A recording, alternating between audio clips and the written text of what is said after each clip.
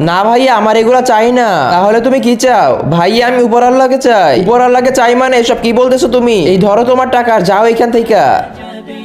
এই ধরেন ভাইয়া। কি চাই তোমার? ভাইয়া এই টাকাটা রাখেন, কিন্তু আমাকে উপর আল্লাহকে এনে দিন। উপর আল্লাহকে এনে দিব মানে পাগল হয়ে গেছো নাকি? এসব কি বলতেছো তুমি? এই ধরো তোমার টাকা, আর যাও এখান থেকে। এরপরে কি হয়েছিল সেটা দেখার আগে এই দুইটা ছবির মধ্যে যদি তোমার কোনটি ভালো লেগে থাকে তাহলে এখনই ভিডিওতে একটা লাইক করে দাও এবং চ্যানেলটি সাবস্ক্রাইব করে দাও। আর তুমি এক নাকি দুই সেটা অবশ্যই কমেন্টে জানিয়ে দিবে।